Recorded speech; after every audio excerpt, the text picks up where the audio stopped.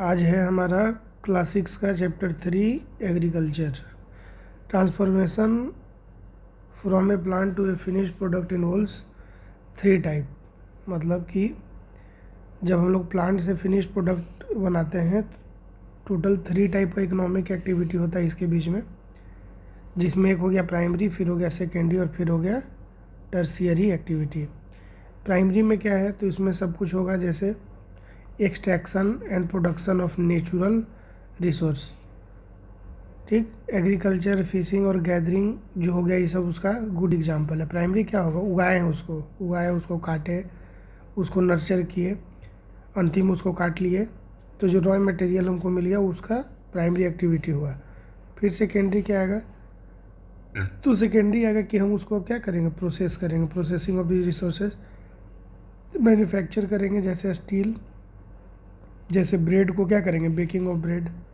Cloth है, अगर मान लो कि कॉटन उगा रहे हैं तो उसको वीविंग करेंगे, यानी कि उसको सिलेंगे, तो ये हो गया सेकेंडरी में आया, ये हुआ, उसको थोड़ा सा और हम रिफाइन किए। फिर आता है टर्शियरी।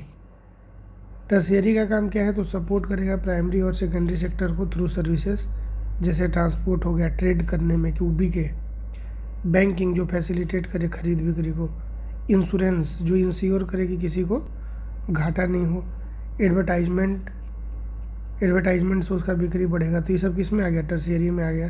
तो ये बेसिकली 3 चीज़ है। अब है कि एग्रीकल्चर, तो एग्रीकल्चर जो है ना, एग्रीकल्चर आता है प्राइमरी एक्टिविटी में। इसमें क्या आएगा, तो क्रॉप, फ्रूट, वेजिटेबल को ग्रो करना, फ्लावर्स को रियरिंग, ठीक है। In the world 50% people are engage in agriculture activity. 50% लोग जो है क्या है, एग्रीकल्चर एक्टिविटी में है। 2/3 of the India's population is still dependent on agriculture, ठीक। 2/3 मतलब कितना, 66.6% लोग जो है अभी भी एग्रीकल्चर पे हैं। Favourable topography of soil and climate are vital for agriculture activity. तो सही है, सॉइल और क्लाइमेट चाहिए। The land on which the crops are grown, उसको हम लोग बोलते हैं इरेबल लैंड। इरेबल मतलब वही उपजाऊ भूमि। अब यही देखिए पूरा दिया हुआ है, मैप दिया, देखो इंडिया में, देखो ये जो इसे भी वाला जो कलर है ना, ये वाला हल्का डार्क, वही बता रहे हैं कि एग्रीकल्चर। अब इंडिया को एक बार देखो, पूरा एग्रीकल्चर ही है। नहीं, ये बता रहे हैं ना कि एग्रीकल्चर एक्टिविटी में इतने लोग इनरोल हैं उस रीजन में। अच्छा, ये भी है कि वर्ल्ड में जहाँ सूटेबल फैक्टर इन्वॉल्व है कि ग्रोइंग वहाँ पे हो सकता है, तो सूटेबल फैक्टर समझो पूरे इंडिया को ही भगवान सूटेबल बना है। हमारे लिए कितना अच्छा पावर है, कभी हम लोग इस पर बात कहे नहीं किए।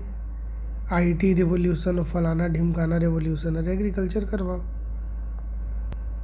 चलो अब आज ये फार्म सिस्टम में, फार्म सिस्टम क्या है, तो एग्रीकल्चर और farming can be looked at as system. The important input are seeds, fertilisers, machinery and labour, ठीक है। Some of the operation involve are ploughing, sowing, irrigation, weeding, harvesting, ये सब जो है कुछ मतलब वहाँ पे इन्वॉल्व है। टाइप्स ऑफ फार्मिंग में आ जाओ, पहले में आ जाओ सब्सिस्टेंस फार्मिंग, ठीक। मतलब पहले तो बोला कि 2 टाइप का फार्मिंग है, एक हो गया सब्सिस्टेंस फार्मिंग और एक हो गया कमर्शियल। सब्सिस्टेंस क्या है, तो सब्सिस्टेंस का मतलब हुआ बस वही कि काम चल रहा है, जीवन चल रहा है। The type of farming is practise to meet the needs of the farmer family, मतलब हम उगा रहे हैं खाने के लिए, हमको ज़्यादा दुनिया से मतलब नहीं है, मेरा अपना मेरा भोजन चल सके, थोड़ा बहुत ज़मीन है उसी में हम उगाए, वही हम ही खा लिए, कहीं उसको देना नहीं पड़ा। Traditionally low level of technology and household labour are use to produce on small, तो इसको क्या है, बहुत लो लेवल ऑफ टेक्नोलॉजी का यूज होता है इसमें। और हाउस होल्ड लेबर, कोई बाहर से लेबर आता नहीं है, हस्बैंड पानी दे दिया, वाइफ काट दी या सीड फेंक दी, बेटा गया तो उसको ही कटाई कर लिया, जाके उसको ही कर लिया, तो मतलब घर में ही इन्वॉल्व है सब कोई, बाहर से लेबर लाने का और टेक्नोलॉजी लाने का ज़रूरत नहीं है इसमें। फिर क्या है कि subsistence farming can be further classified at, इसको हम लोग इंटेंसिव सब्सिस्टेंस और प्रीमिटिव सब्सिस्टेंस फार्मिंग, ये दोनों एक ही नाम है। सब्सिस्टेंस का ही नाम है इंटेंसिव सब्सिस्टेंस और प्रीमिटिव सब्सिस्टेंस फार्मिंग। अब इसमें है कि इंटेंसिव सबसिस्टेंस एग्रीकल्चर क्या है, तो इसमें हो जाएगा ना कि the farmer cultivates A small plot of the land using simple tools and more labour. थोड़ा सा और अगर बढ़ गया लेवल हल्का तो लेबर हल्का बढ़ा लिया, ठीक। Climate with large number of days with sunshine and fertile soil permit growing of more than one crop annually on the same plot. Rice is the main crop. Other crop में wheat आ जाएगा, मेज आ जाएगा, pulse आ जाएगा, oilseed आ जाएगा। Intensive subsistence agriculture is prevalent in the thickly populated areas of the monsoon region of south, southeast and east Asia।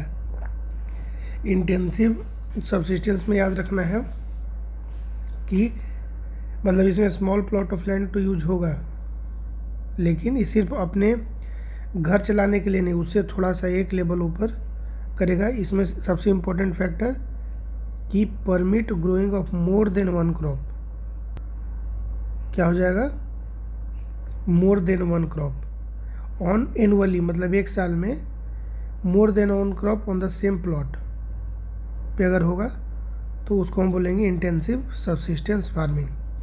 अब आ जाइए, अगला है हमारा प्रिमिटिव सबसिस्टेंस एग्रीकल्चर। प्रिमिटिव क्या है, तो इसमें भी दो है, इसमें एक है शिफ्टिंग कल्टीवेशन और एक है नोमैडिक हर्डिंग, ठीक। तो शिफ्टिंग कल्टीवेशन में क्या हो जाएगा कि it is practised in the thickly forested areas of Amazon basin. Tropical Africa में होगा, अमेजन में होगा, parts of south east Asia and north east India. Shifting cultivation के बारे में हम लोग पढ़ रहे हैं, कहाँ कहाँ होगा शिफ्टिंग, अमेजन में, ट्रॉपिकल अफ्रीका में, साउथ ईस्ट एशिया में, नॉर्थ ईस्ट इंडिया में। These are the areas of heavy rainfall, मतलब जहाँ पे क्या होगा, बारिश बहुत ज़्यादा होगा। And quick regeneration of vegetation. ये plot of land is cleared by, इसमें क्या करता है कि जो ज़मीन तैयार किया जाता है वो कैसे क्लियर करेगा, by failing the trees and burning them. उसमें आग लगा दिया जाएगा, तो वो जब जल जाएगा तो जो लैंड बचेगा उसी में क्या करेगा, उसी में कल्टीवेशन होगा।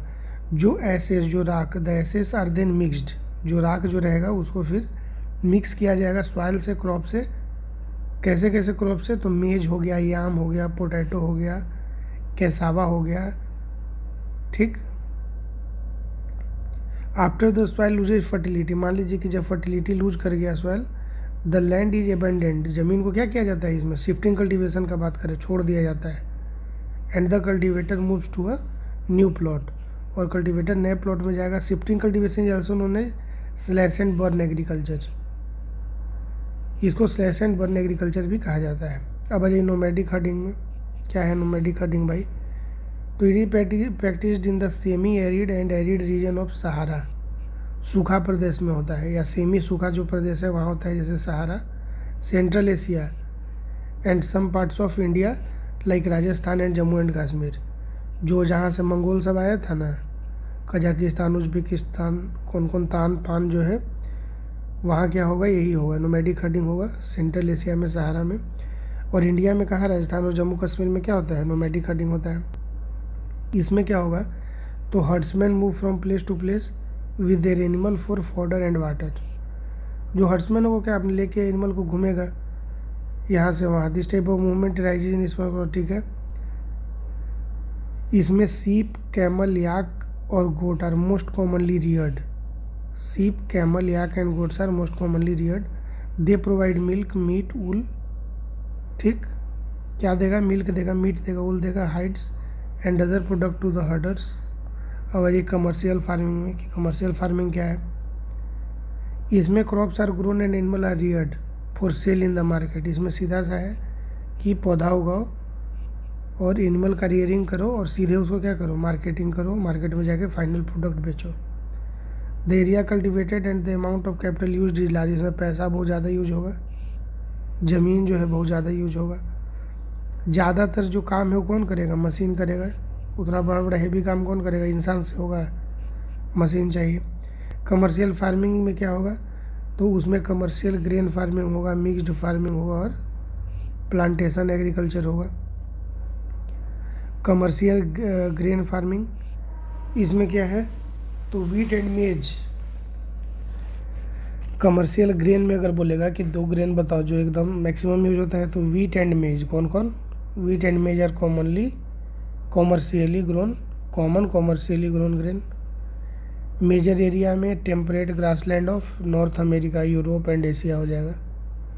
ठीक है, चलिए मिक्स्ड फार्मिंग में क्या होगा? तो इसमें क्या है कि the land is use for growing food and fodder crop and rearing live stock. मतलब इसमें खाना और जो ये है चारा, जो लाइवलीहुड है, जो जानवर है, दोनों एक साथ होगा, तो मिक्स्ड फार्मिंग हो जाएगा। ये कहाँ होगा? Europe, eastern USA, Argentina, south east Australia, New Zealand और साउथ अफ्रीका में होगा मिक्स्ड फार्मिंग। प्लांटेशंस क्या होता है? They are a type of commercial farming where a single crop of tree, coffee, sugar cane, cashew, rubber, banana और cotton are grown. ठीक है, इसमें कुछ बहुत इंपॉर्टेंट हिस्सा है नहीं। चलिए इसमें बस ये देख लो कि रबड़ कहाँ होता है? मलेशिया में। कॉफ़ी कहाँ होता है? ब्राज़ील में। टी कहाँ होता है? इंडिया में और श्रीलंका में। रबर कहाँ होता है?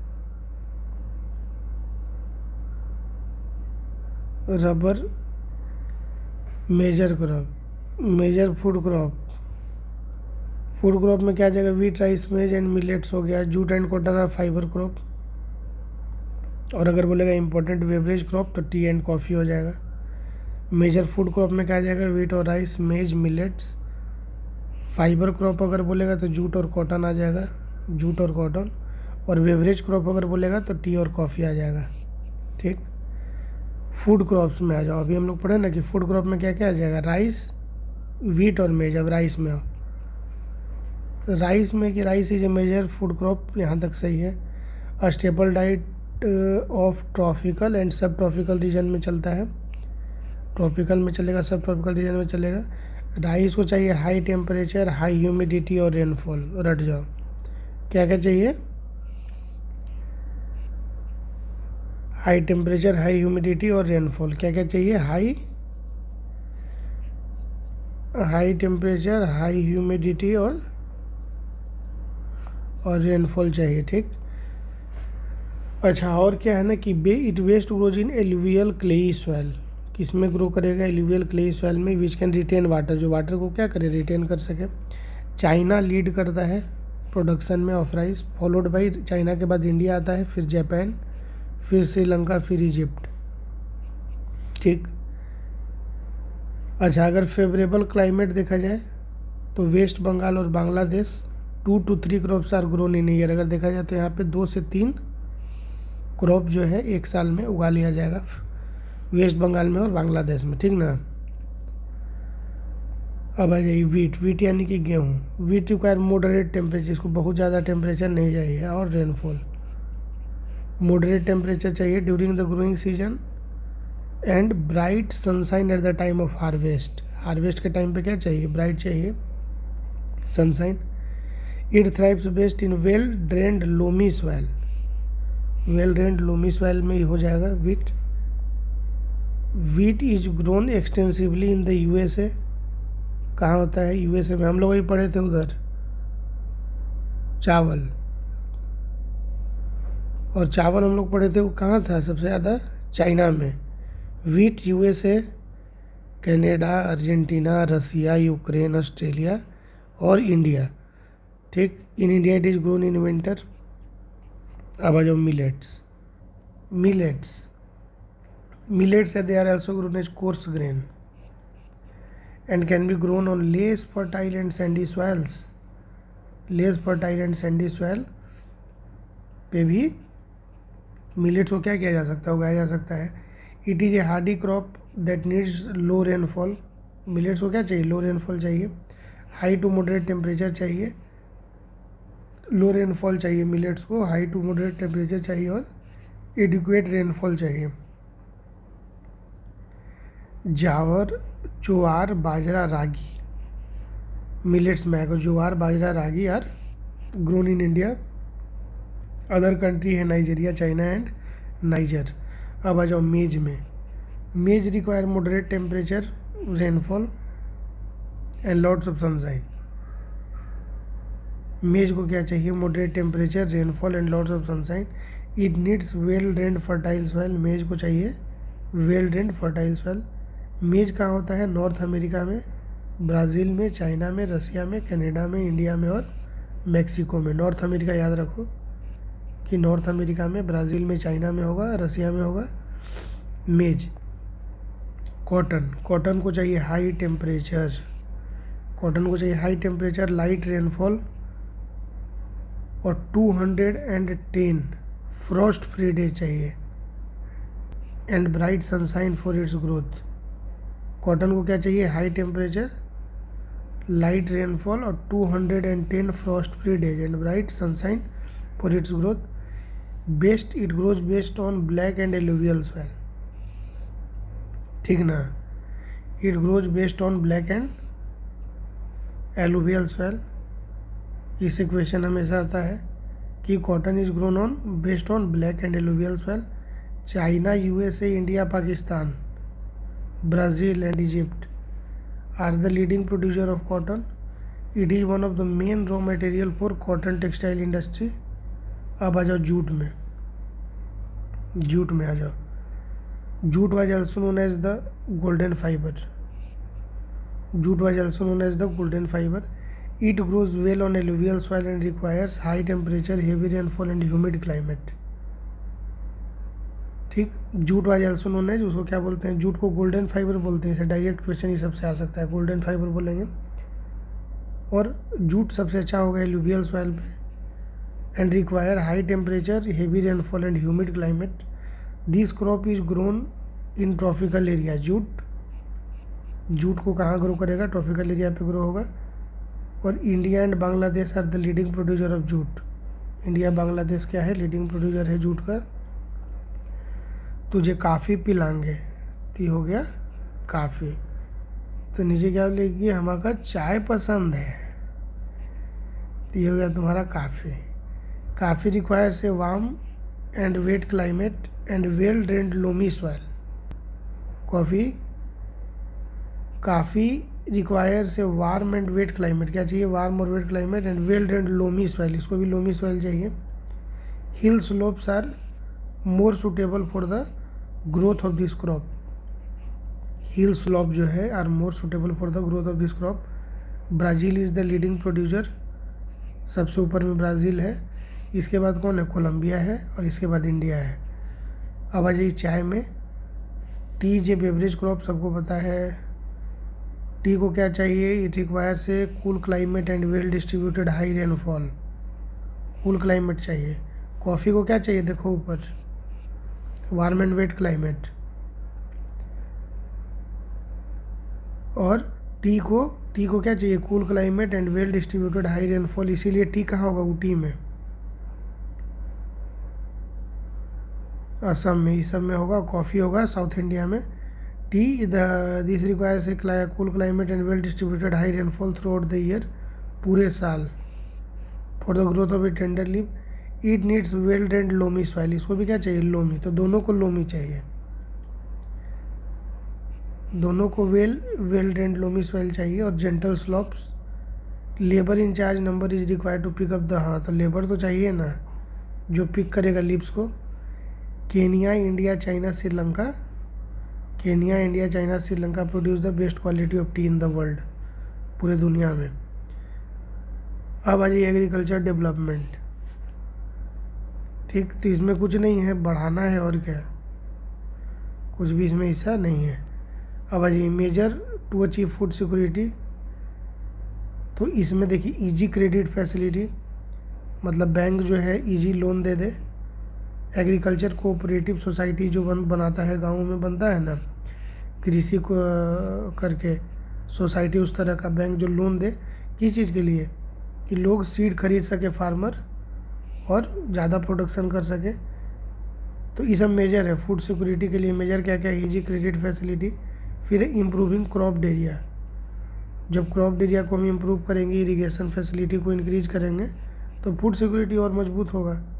फिर हम क्या करेंगे? तो हाई यील्डिंग वेराइटी जो सीड का है उसको लेके आएंगे। मैकेनाइजेशन ऑफ एग्रीकल्चर, मतलब जितना मशीन उसमें लाएंगे उतना प्रोडक्शन बढ़ेगा। फिर हम लोग को डेवलपमेंट ऑफ स्टोरेज जिसमें स्टोर करते हैं, स्टोर फैसिलिटी अगर बढ़ेगा तो उससे भी प्रिजर्व होगा ग्रेन, तो उससे भी क्या होगा, फाइनली फूड सिक्योरिटी उससे भी बेटर होगा। चलिए यही सब है।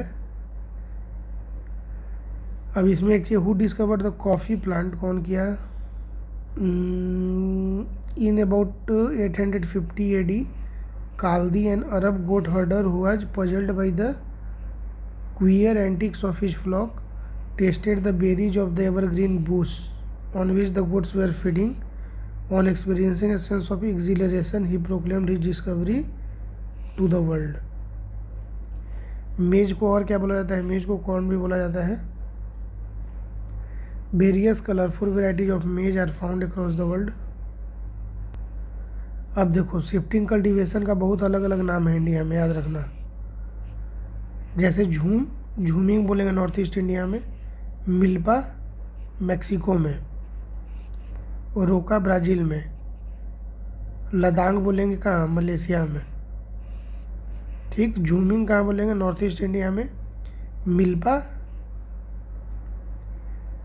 मिल्पा बोलेंगे मैक्सिको में, रोका ब्राज़ील, और लदांग मलेशिया में बोलेंगे। मिल्पा बोलेंगे मैक्सिको में, रोका ब्राज़ील में, झूमिंग इंडिया में, लदांग मलेशिया में। ऑर्गेनिक फार्मिंग, इसमें क्या, ऑर्गेनिक मैन्योर का यूज होगा, नेचुरल पेस्टिसाइड का यूज होगा, केमिकल का यूज नहीं होगा, कोई जेनेटिक मॉडिफिकेशन नहीं किया जाएगा, यही ना। एग्रीकल्चर जो है वो लैटिन वर्ड है एगर और एग्री से लिया गया है, जिसका मतलब सॉइल होता है, और कल्चर का मतलब कल्टीवेशन होता है। चलो इसको देख लो, सेरीकल्चर क्या हो जाएगा, सिल्क वर्म से जो कमर्शियल रियरिंग होगा उसको सेरीकल्चर बोलेंगे। पीसीकल्चर क्या हो जाएगा, fish farming. Viticulture grapes. Horticulture vegetable, flower and fruit. Vegetable, flower और फ्रूट तीनों आ जाएगा हॉर्टिकल्चर में। अब आ जाओ मल्चिंग का मतलब क्या होगा? मल्चिंग होगा, it is defined when the bare ground between plant is covered with a layer of organic matter like a straw. समझ गए, बहुत अच्छा चीज़ है mulching. Contour barrier, stones, grass, soil are used to build barrier along contours to collect water. ठीक। Contour ploughing क्या होता है? Ploughing at right angle to the contours of a hill slope to form a natural barrier for water to flow down the slope. Terrace farming, the construction of terrace across the slope in a mountainous region. क्या हो जाएगा? Terrace farming हो जाएगा। तो तीनों है सही, ठीक ना। मल्चिंग क्या है? तो बेयर ग्राउंड है, मान लो अगर कोई खाली ग्राउंड है उसमें हम लोग क्या डाल दिए, स्ट्रॉ डाल के उसको कवर कर दिए पूरे ग्राउंड को, तो क्या हो जाएगा, उसको हम लोग बोलेंगे मल्चिंग। फिर contour barrier, stone, grass, soil, इस सब का यूज़ करके हम लोग ऐसा बैरियर बना दिए कि जिसके बीच में पानी कलेक्ट होने लगे, तो क्या हो जाएगा, कंटोर बैरियर हो जाएगा। कंटोर प्लॉइंग, तो उसी एरिया में अगर हम लोग प्लॉइंग करने लगे। टेरिस फार्मिंग, टेरिस मतलब सीढ़ी बना के अगर फार्मिंग कर रहे हैं माउंटेन के स्लोप पे, तो टेरिस फार्मिंग हो जाएगा।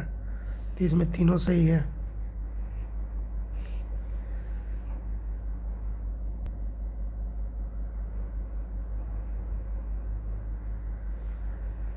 वही डिफाइन इसमें किया है। इसमें जो है मल्चिंग में बोलता है ना कि स्ट्रॉ डालने से क्या होगा, इट हेल्प्स टू रिटेन, इससे सॉइल का मॉइस्चर जो है रिटेन होगा, रिटेन सॉइल मॉइस्चर। फिर स्टोन ग्रास, वही है सारा डिफाइन किया हुआ है। 3-4 है ना। टेरेस फार्मिंग 3 गलत हो जाएगा, राइट एंगल का कोई लेना देना नहीं है ना। कंटूर प्लॉइंग जो है, प्लॉइंग एट राइट एंगल नहीं होगा, ये पैरेलल होगा, पैरेलल होना चाहिए। तो बाकी सब सही है। चलिए चैप्टर 4 है हमारा इंडस्ट्री। चैप्टर 4 क्या है, industry. Secondary activities such as manufacturing transform raw material into product with greater value for people. Industry which involve producing goods, extracting mineral or providing services include industries like iron and steel, coal mining and tourism. ठीक, अब जो industry को classify किया गया है basis of raw material, उसका size और उसका ऑनरशिप, 3 लिया गया पैरामीटर इंडस्ट्री को डिफाइन करने के लिए, रॉ मटेरियल, साइज और ऑनरशिप. तो classification of industries can be classified on the basis of raw material, size और ओनरशिप. अब रॉ मटेरियल में आओ. रॉ मटेरियल्स,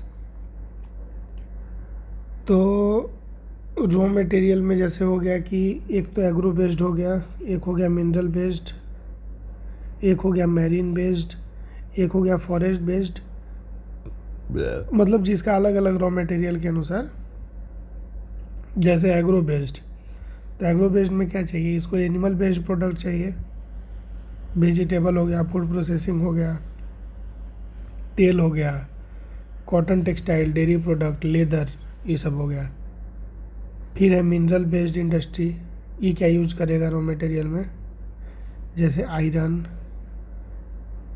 फ्रॉम आयरन और ये सब हो गया. बिल्डिंग मटेरियल हो गया, रेलवे कोचेज हो गया. मैरीन बेस्ड हो गया तो सी और ocean, sea food producing fish oil.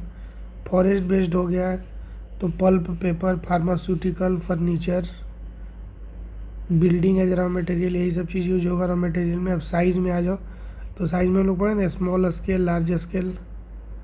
ठीक, तो स्मॉल स्केल में क्या है, बास्केट वीविंग पॉटरी हो गया. लार्ज स्केल में क्या है, रिक्वायर हायर इन्वेस्टमेंट जिसमें चाहिए, सुपीरियर टेक्नोलॉजी चाहिए, हो गया. इसका हायर का, लार्ज स्केल का हो गया ऑटोमोबाइल प्रोडक्शन. ओनरशिप हो गया, ओनरशिप में हो गया प्राइवेट सेक्टर, जॉइंट सेक्टर और कोऑपरेटिव. प्राइवेट पता है, जॉइंट में क्या है, दोनों मिल के. दोनों मिल के मतलब कौन कौन, तो स्टेट और इंडिविजुअल, सरकार और कोई इंडिविजुअल मिल के. जैसे मारुति उद्योग लिमिटेड, देखिए मारुति उद्योग लिमिटेड है, मारुति कंपनी के साथ सरकारें टाई अप कर लिए, तो स्टेट और इंडिविजुअल मिल गया. कोऑपरेटिव इंपॉर्टेंट है. Cooperative sector industries are owned and operated by producer, supplier, worker और बोथ. मतलब कि जो प्रोड्यूस कर रहा है, जो सप्लाई कर रहा है, जो उसमें काम कर रहा है, तो या तो इसी में से कोई एक और नहीं तो इसमें से कोई दो. जैसे क्या हो गया, Anand milk union limited and Sudha dairy, बहुत बहुत इंपॉर्टेंट. इंडिया में मॉडल बहुत चलता है. कोऑपरेटिव सेक्टर मतलब जो उगा रहा है वही बिजनेस करना भी उसको सिखाएगी सरकार, कि तुम ही करो, इधर उधर जाने का ज़रूरत नहीं है, तुम ही कंपनी बनाओ, अपना मालिक बनो, मालिक. ठीक, कोऑपरेटिव सेक्टर हो गया.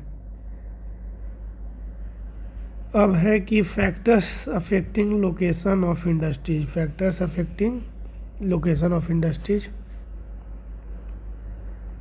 तो लोकेशन जो है, तो लोकेशन किस चीज़ पे, रॉ मटेरियल का अवेलेबिलिटी पे डिपेंड करेगा. वहाँ पे ज़मीन कैसा है जो इंडस्ट्री को चाहिए, पानी है कि नहीं है, लेबर वहाँ है कि नहीं, पावर, कैपिटल, ट्रांसपोर्ट, मार्केट, सारा चीज़ रहेगा तो वहाँ इंडस्ट्री रहेगा.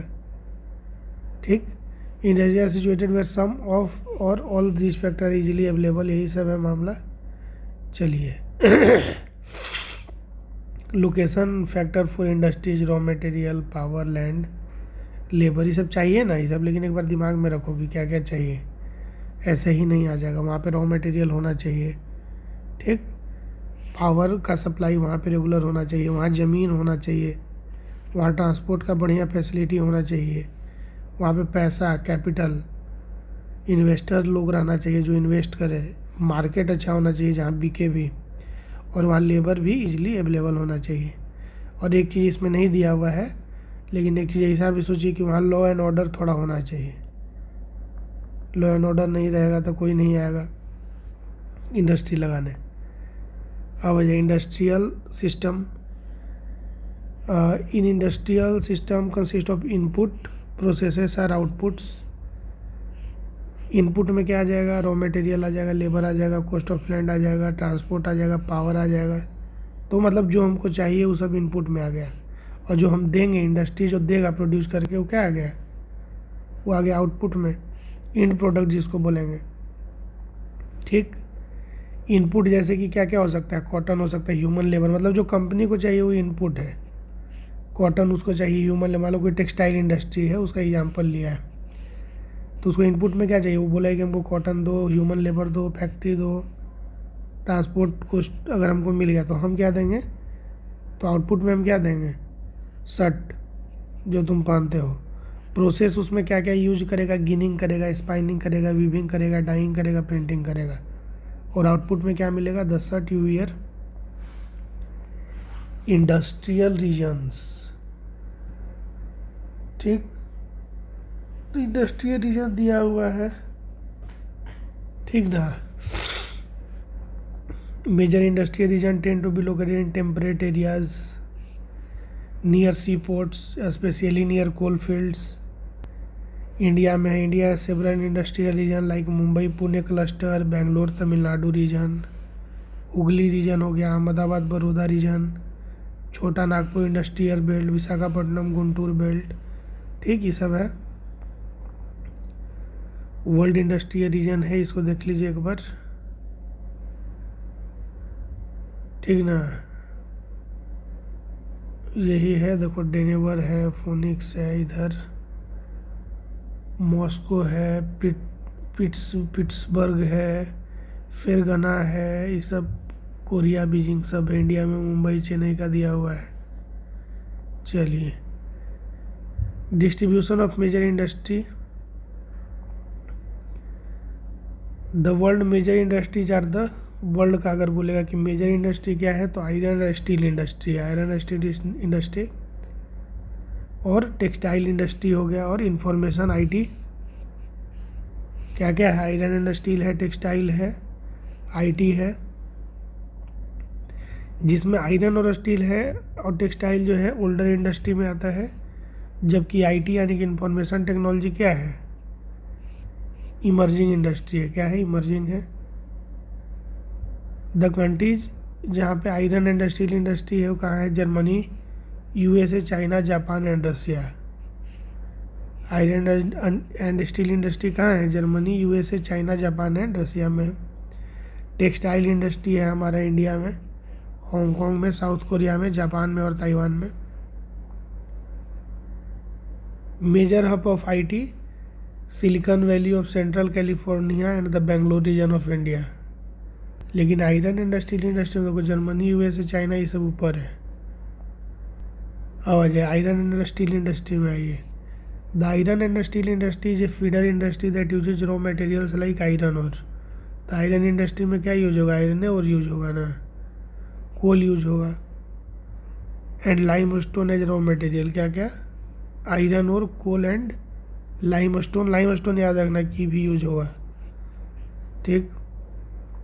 इसमें अलग अलग स्टेज इन्वॉल्व है, जैसे blast furnace, smelting, refinement and the production of steel, ठीक। ब्लास्ट फर्नेस, स्मेल्टिंग, रिफाइनमेंट ये सब यूज होगा। Steel is a tough material that can be shaped, cut और मेड इनटू वायर्स, ठीक ना। A special alloys of steel can be created by adding a small amount of other metals like aluminum, nickel and copper. Steel is often considered as the backbone of the modern industry as it is used in almost everything we use, including ship, train, truck, auto. हर जगह किसका use होता है, steel का। Steel is also used for safety pins, needles, oil wells, pipelines, mineral mining, farm machine and large buildings. The industry's ideal location before 1800 AD was near coalfield, canals and railways. After 1950, the industry began to be located on flat land near seaports as steel works had grown large and iron ore had to be imported from overseas. Iron and steel industry in India देख लीजिए, यहाँ पे देख लो कि the key steel producing centre हो गया भिलाई, दुर्गापुर, बर्नपुर, जमशेदपुर, राउरकेला, बोकारो, ठीक। Other important steel centre है भद्रावती, विजयनगर, विशाखापट्टनम और सेलम, ठीक। की स्टील प्रोड्यूसिंग सेंटर कहाँ कहाँ है? भिलाई, दुर्गापुर, बर्नपुर, जमशेदपुर, राउरकेला और बोकारो। जमशेदपुर। अभी हम लोग पढ़े ना कि कहाँ कहाँ है स्टील इंडस्ट्री? भिलाई में, दुर्गापुर में, बर्नपुर, जमशेदपुर, राउरकेला हो गया। ठीक, अब अजय जमशेदपुर में। जमशेदपुर में क्या है भाई? तो जमशेदपुर में है कि before 1947 India had only one privately owned iron and steel plant. 1947 के पहले India had only one privately owned iron and steel plant, Tata iron and steel company limited, TISCO. After independence the government establish several plants. TISCO was started 1907, याद रखना, साक्षी में, near the confluence of the river Subarnarekha and Kharkai in Jharkhand. Subarnarekha और Kharkai in Jharkhand 1907 में टिस्को शुरू हो गया था भाई, साक्षी में, Sakchi, near the confluence of the river Subarnarekha and Kharkai in Jharkhand 1907 में। Later on Sakchi was renamed as Jamshedpur. ठीक, today it is the most conveniently located iron and steel centre in the country. ठीक ना, देखो स्लैग यहाँ पे है, यहाँ पे ब्लास्ट फर्नेस है, ऊपर से आयरन और लाइमस्टोन और कोक डाला गया, बीच में ब्लास्ट फर्नेस, इधर हॉट एयर, इधर मोल्टेन आयरन गिर रहा है और मोल्टेन आयरन के जस्ट अपोजिट में स्लैग, जो खराब चीज़ वो सब गिर रहा है। चलिए, major iron ore producing areas एक बार देख लो आँख खोल के। आयरन में क्या क्या? जर्मनी आ रहा है, इंडिया में भी आ ही गया थोड़ा बहुत, जापान देखो एकदम क्लियर है, रसिया है, सब जगह तो है, ये है, ब्राज़ील है, इधर कनाडा है, यूएसए है। ठीक, ऑस्ट्रेलिया, ऑस्ट्रेलिया याद रखना, बहुत बहुत इंपॉर्टेंट। ऑस्ट्रेलिया इंडिया का भी कुछ चल रहा है स्टील को लेके। इंडिया अब ना स्टील पे बहुत काम कर रहा है, उसको आत्मनिर्भर होना। हम लोग ऑस्ट्रेलिया से ही ले रहे थे, लेकिन अब देखो कुछ होगा। नालको उल्को भी बहुत आगे जा रहा है एल्युमिनियम में। चलिए अब आजी साक्षी। साक्षी मतलब Jamshedpur. The steel plant in Jamshedpur located 32 kilometre for Kalimati station on Bengal Nagpur railway line was chosen due to the proximity to iron ore coal manganese deposit। ठीक ना, TISCO sources coal from Jharia, तो टिस्को जमशेदपुर में तो उसको मिल जाता है कोल झरिया से, सारा चीज़ मिल जाता है, आयरन और limestone, dolomite and manganese from Orissa and Chhattisgarh. The Kharkai and Subarnarekha reverse provide adequate water supply. ठीक, खरकई और सुवर्णरेखा रिवर जो है वो क्या देता है? Adequate water supply and government initiative provide adequate capital for redevelopment. Other industrial plant in Jamshedpur produce various product. ती वही है, उसी के बारे में है। फिर पिट्सबर्ग के बारे में जानो, थोड़ा इंपॉर्टेंट है पिट्सबर्ग। पिट्सबर्ग इतना इंपॉर्टेंट है ना कि मतलब इंडिया का पिट्सबर्ग, स्टील के लिए बोला जाता है कि इंडिया का पिट्सबर्ग क्या है, मतलब इतना ही बड़ा एक रोल मॉडल है स्टील प्रोडक्शन में। पिट्सबर्ग एक crucial steel city in USA, United states में। ठीक, स्टील सिटी है। रॉ मटेरियल इसे बताओ, वही है। इसमें रिवर अगर बोलेगा तो इसमें हो जाएगा ओहियो, मोनोगाहेला एंड एलिजेनी। ओहियो रिवर याद रखना। चलिए, इससे ज़्यादा इसमें लगना पिट्सबर्ग एरिया, चलो हटाओ, अब आ जाओ। हाँ, इसमें ये चीज़ देख लो कि पिट्सबर्ग एरिया जो है वहाँ पे सिर्फ स्टील का प्रोडक्शन नहीं हो रहा है, उस फैक्ट्री में न है कि उसमें उसी रूट में रेल रोड इक्विपमेंट भी बन रहा है, हेवी मशीनरी भी बन रहा है, रेल भी बन रहा है, सब कुछ उसी रोड में, मतलब उसी रूट में सबको बना दिया है। तो पूरा एक एरिया ही हो गया पिट्सबर्ग, जहाँ प्रोडक्शन स्टील का भी हो रहा है और उसे फाइनल प्रोडक्ट भी बन जा रहा है। मैच द फॉलोइंग करना है। तो बोल रहा है कि प्राइमरी एक्टिविटी, तो प्राइमरी एक्टिविटी में तो एवे करेगा ना फिशिंग, सेकेंडरी में रीडिंग ऑफ लाइव स्टॉक और टर्शियरी मैन्युफैक्चरिंग। गलत, टर्शियरी तो गलत हो गया, इसमें क्या हो गया? मैन्युफैक्चरिंग आना चाहिए सेकेंडरी में। ठीक, अब सेकेंडरी में बोल रहा है रीडिंग, तो क्या लग रहा है? रीडिंग भी हमको लगता है कि गलत ही है। ठीक, तो रीडिंग ऑफ लाइव स्टॉक भी नहीं आएगा सेकेंडरी में, और टर्शियरी में मैन्युफैक्चरिंग स्टील नहीं आएगा। रीडिंग जो उसको निकालता है ना पूरा प्राइमरी में फिशिंग आ जाएगा। ठीक, देखो एक बार इस पर फिर से गौर कर लो। Primary activities include all those connected with extraction and production of natural resource, जैसे एग्रीकल्चर, फिशिंग, गैदरिंग हो गया। ठीक ना। एग्रीकल्चर ये primary activity it include growing crop, fruit, vegetable, flowers and rearing of livestock. दो गलत है। दो क्यों गलत है? क्योंकि दो में आना चाहिए manufacturing, baking of bread, weaving of cloth, जो बुनते हैं कपड़ा को, ब्रेड को जो बेक किया जाता है, स्टील को जो मैन्युफैक्चर, ये आ जाएगा सेकंड में। और इस सेकंड में क्या दे दिया था? Rearing of live stock. Rearing of live stock actually किस में आएगा? फिशिंग, रियरिंग भी प्राइमरी में आएगा।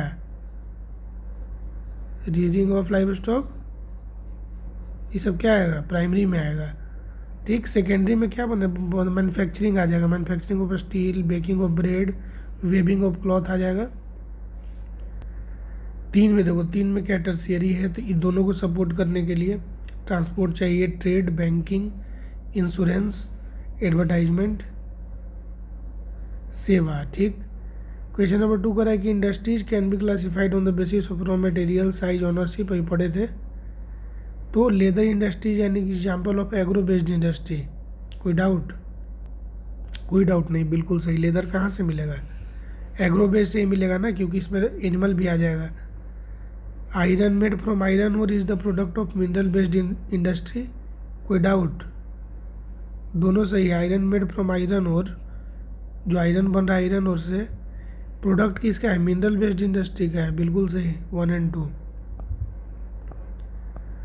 चलिए अब आगे हमारा चैप्टर 5, इसका नाम है ह्यूमन रिसोर्स। चैप्टर 5 का क्या नाम है? Human resource. Human resources like other resources are not equally distributed over the world. Equally तो डिस्ट्रीब्यूटेड नहीं है। They differ in their educational level, हर जगह अलग अलग एजुकेशन का लेवल है। एज है, सेक्स है, ठीक है। Their number are characteristic also keep changing. Number और कैरेक्टरिस्टिक, लक्षण और जो संख्या है, दोनों बदलते रहता है।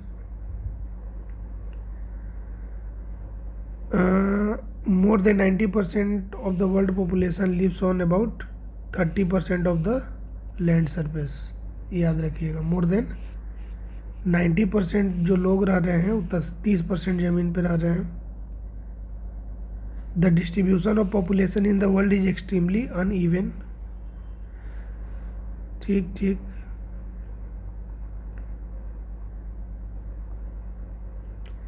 %60 of the world people stay in just 10 countries. All of them have more than 100 million people. समझो 60% जो लोग हैं ना पूरे दुनिया के, वो 10 कंट्री में रहते हैं। 60%। समझिए, इसमें हमारा इंडिया होगा, यहाँ चाइना, इंडिया, यूएस भी है वो, फिर Indonesia, Brazil, Pakistan, Bangladesh, Nigeria, Russia, Japan. ठीक ना। डेंसिटी जो है, पॉपुलेशन डेंसिटी क्या है? तो number of people living in a unit area. इसको क्या बोलेंगे? Number of people living in a unit area, इसको पॉपुलेशन डेंसिटी बोला जाएगा। It is normally expressed as per square kilometre. The average density of population in the whole world. बताओ पूरे दुनिया में क्या है? एवरेज डेंसिटी पूरे दुनिया का कितना है? बहुत इंपॉर्टेंट है। 51 पर्सन पर स्क्वायर किलोमीटर। ठीक। Average density of population whole world का कितना है? 51 person per square kilometre. South central Asia सबसे ज़्यादा कहाँ है? South central Asia has the highest density of population, followed by east and south east Asia. ठीक। और ये factors affecting distribution of population. Factors affecting distribution of population, geographical factors जो effect करता है पॉपुलेशन को। Topography people always prefer to live on plane, ठीक, rather than mountain and plateau. तो topography effect कर रहा है। क्लाइमेट कर रहा है, क्योंकि जो लोग जो है अवॉइड करते हैं एक्सट्रीम क्लाइमेट, जो बहुत गर्म है या बहुत ठंडा है, ठीक ना। सॉइल ज़रूरी है, फर्टाइल सॉइल रहेगा तब ना एग्रीकल्चर होगा। तो इसीलिए इंडिया में देखती ना, इसीलिए तो पॉपुलेशन है। Fertile plains such as Ganga and Brahmaputra in India. Water वहाँ पे होना चाहिए और मिनरल होना चाहिए। Social culture and economic factor भी है। सोशल एरिया जहाँ पे बेटर हाउसिंग है, एजुकेशन है, हेल्थ फैसिलिटी है, आर मोर डेंसली पॉपुलेटेड। क्या ही बेमतलब का चीज़ कल्चरल। यहाँ पे तो मतलब हम देख रहे हैं कि कुछ नहीं, बस आदमी पैदा करो, इतना भी ना सोचता है इंसान। इतना बढ़ा दिया है सब, पॉपुलेशन चेंज। चलिए,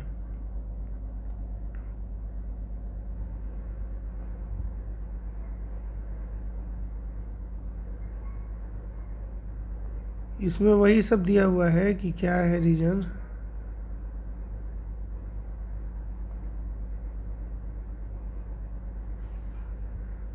पॉपुलेशन पिरामिड देख लो, क्या होता है पॉपुलेशन पिरामिड।